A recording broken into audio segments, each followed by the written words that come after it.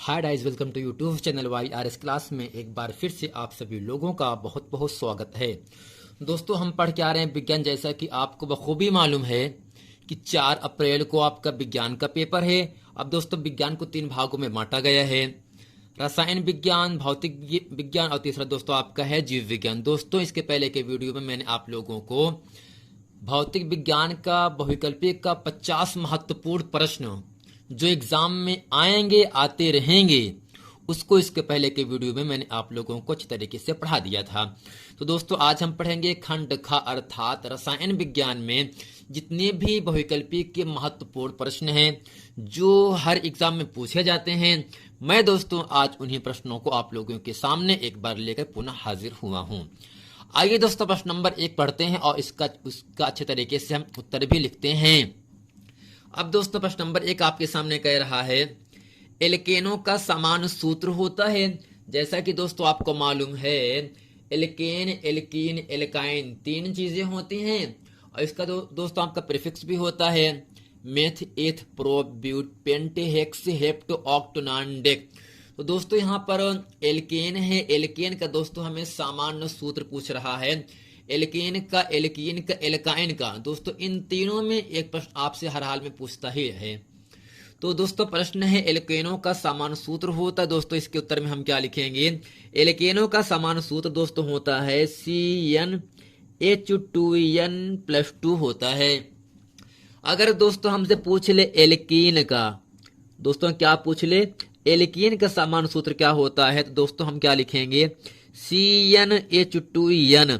अगर दोस्तों यहां से पूछ ले एल्काइन का सामान्य सूत्र क्या होगा, तो हम यहां से लिखेंगे CnH2n-2। यानी दोस्तों एल्केन में +2 होता है, एल्केन में वही 2 हट जाता है, जबकि एल्काइन में -2 आ जाता है।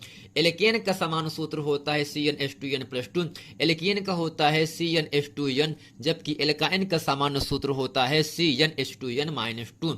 अब दोस्तों प्रश्न नंबर 2 आपके सामने कह रहा है, एल्कीन श्रेणी का प्रथम सदस्य है। एल्कीन श्रेणी का प्रथम सदस्य है। दोस्तों इसका उत्तर क्या होगा? आपका एथिलीन होता है। आपको दोस्तों क्या याद रखना है? एल्कीन का श्रेणी का जो प्रथम सदस्य होता है दोस्तों, उसका नाम क्या आपका है? एथिलीन होता है। अब दोस्तों प्रश्न नंबर 3 आपके सामने यहां से है, ब्यूटेनोन में क्रियात्मक समूह है। दोस्तों ये कैसा होता है? आपका कार्बन डबल बॉन्ड ऑक्सीजन होता है। यानी दोस्तों जो आपका ब्यूटेनोन होता है उसका जो क्रियात्मक समूह होता है कार्बन डबल बॉन्ड ऑक्सीजन होता है। इसके पहले दोस्तों ग्रेटर का निशान लगाया जाता है। अब दोस्तों प्रश्न नंबर 4 आपके सामने यहां से कह रहा है, एसिटिक अम्ल का IUPAC नाम क्या होता है। दोस्तों बहुत ही महत्वपूर्ण प्रश्न आपके सामने यहां से कह रहा है, एक अम्ल है अर्थात जो एसिटिक अम्ल है, इसका IUPAC दोस्तों नाम क्या होता है। दोस्तों इसका IUPAC नाम होता है एथेनोइक अम्ल। तो यहां से लिखेंगे इसके उत्तर में एथेनोइक अम्ल।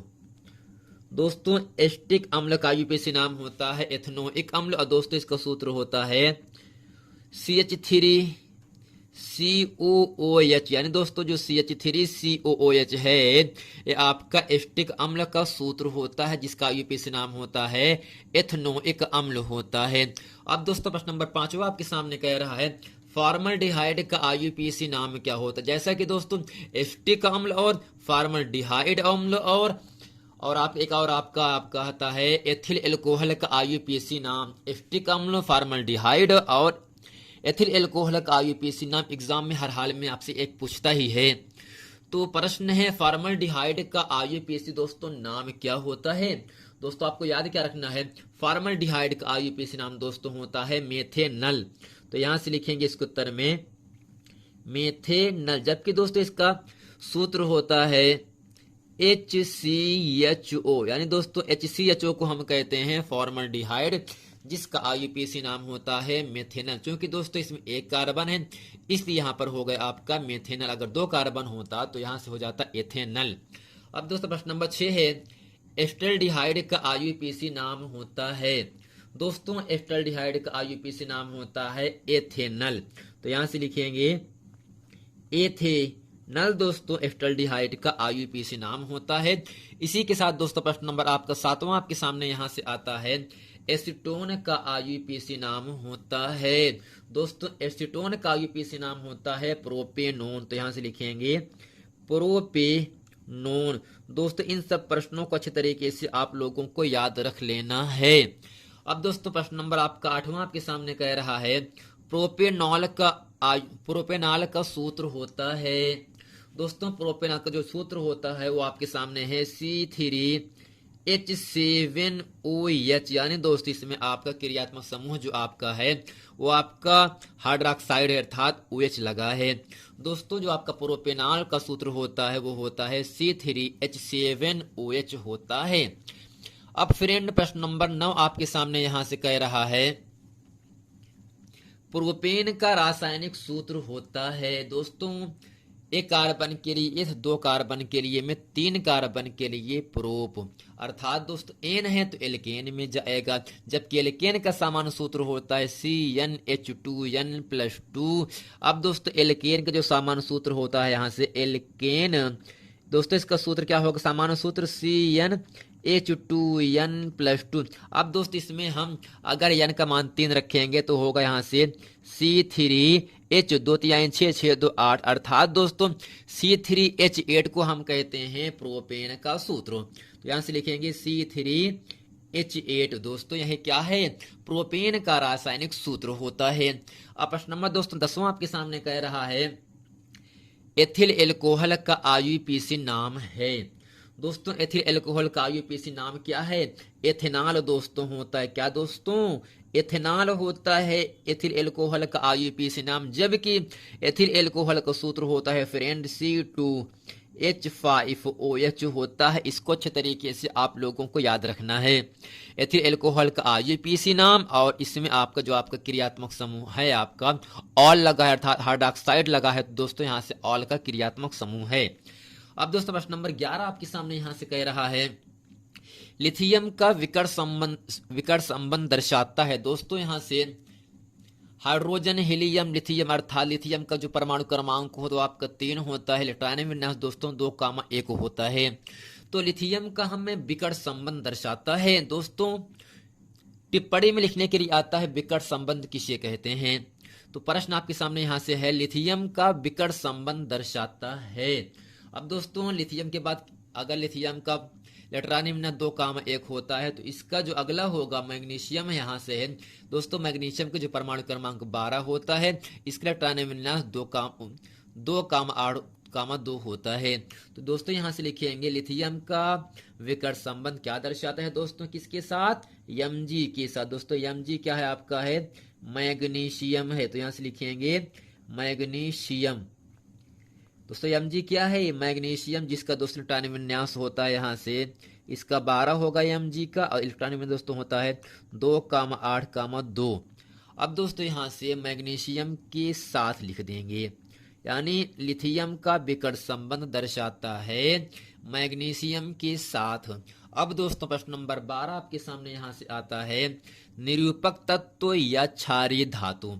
दोस्तों निरूपक तत्व किसे कहते हैं या क्षारीय धातु क्या है, दोस्तों इसका उत्तर होगा सोडियम। दोस्तों सोडियम को हम यहाँ से Na कहते हैं, जिसका इलेक्ट्रॉनिक विन्यास दोस्तों कितना होता है 2,8,1, अर्थात इसका परमाणु क्रमांक दोस्तों 11 होता है। दोस्तों Na को हम कहते हैं सोडियम। दोस्तों क्या कहते हैं, सोडियम कहते हैं, अर्थात सोडियम का इलेक्ट्रॉनिक विन्यास 2,8,1 होता है। सोडियम जो है दोस्तों निरूपक तत्व भी है और आपके क्षारीय धातु दोनों भी है।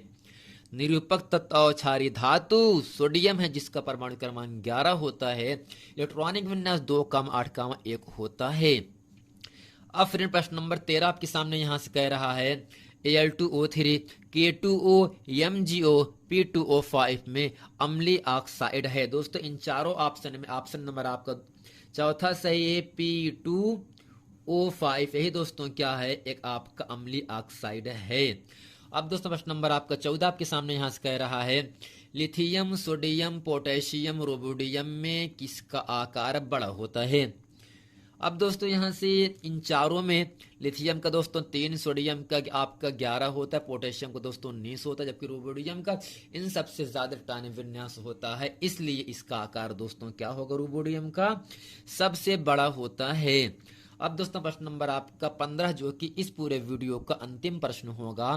प्रश्न कह रहा है नियान है। दोस्तों नियान क्या आपका है, एक आपकी अक्रिय गैस जिसका परमाणु क्रमांक दोस्तों यहाँ पे क्या, जिसके बाहरी कोश में इलेक्ट्रॉन पूर्ण रूप से भरे होते हैं, वही दोस्तों आपके होते हैं अक्रिय गैस। जो कि दोस्तों नियान का हम संकेत क्या लिखेंगे दोस्तों, NI होता है। दोस्तों क्या होगा यहाँ से, Ne होता है। अब दोस्तों यान का जो परमाणु क्रमांक 10 होता है, इलेक्ट्रॉनिक विन्यास दोस्तों 2,8 होता है। ये पूरा क्या होता है दोस्तों, इसके इलेक्ट्रॉनिक विन्यास पूर्ण रूप से भरा गया है, अर्थात इसके बाहरी कोश में पूर्ण रूप से 8 इलेक्ट्रॉन हैं। इसलिए दोस्तों नियान क्या आपका है, एक आपकी अक्रिय गैस, यहां से लिखेंगे दोस्तों क्या, अक्रिय गैस है। दोस्तों नियान क्या है, एक अक्रिय गैस है जिसके इलेक्ट्रॉनिक विन्यास दोस्तों कितना होता है, 2,8 होता है, और दोस्तों परमाणु क्रमांक आपका 10 होता है। तो फ्रेंड उम्मीद करते हैं ये पूरा प्रश्न वीडियो अच्छे तरीके से आप लोग समझ गए होंगे। दोस्तों इसमें आपको क्यों इतना ही समझना है, एल्केन का सामान्य सूत्र CnH2n+2 होता है, एल्कीन का CnH2n होता है, एल्काइन का CnH2n-2 होता है। एल्कीन श्रेणी का प्रथम सदस्य एथिलीन होता है। ब्यूटेनोन में क्रियात्मक समूह दोस्तों कार्बन डबल बॉन्ड O होता है, जबकि दोस्तों एसिटिक अम्ल का IUPAC नाम एथनोइक अम्ल जिसका सूत्र होता है CH3COOH। अब दोस्तों फॉर्मल्डिहाइड का IUPAC नाम क्या होता है, मेथेनल होता है, जिसका दोस्तों रासायनिक सूत्र होता है HCHO होता है। अब दोस्तों एस्टल्डिहाइड का IUPAC नाम एथेनल होता है। इसी के साथ दोस्तों आपका प्रश्न नंबर 7वां था, एसीटोन का IUPAC नाम दोस्तों प्रोपेनॉन होता है, और प्रोपेनॉल का सूत्र दोस्तों C3H7OH होता है। प्रोपेन का दोस्तों रासायनिक सूत्र क्या होता है आपका, C3H8 होता है, जिसमें 3 अगर कार्बन है दोस्तों, 3 कार्बन के लिए हम लगाते हैं प्रोप। दोस्तों प्रोप में N को जोड़ते हैं, एल्केन में चला जाता है। अब प्रश्न नंबर 10वां है, एथिल एल्कोहल का दोस्तों IUPAC, ये एग्जाम में बहुत ही बार पूछा गया है। एथिल एल्कोहल का दोस्तों IUPAC नाम होता है एथेनॉल, जिसका सूत्र होता है C2H5OH। लिथियम का विकर्ण संबंध दोस्तों दर्शाता है मैग्नीशियम के साथ, जिसका परमाणु क्रमांक 12 होता है, इलेक्ट्रॉनिक विन्यास 2,8,2 होता है।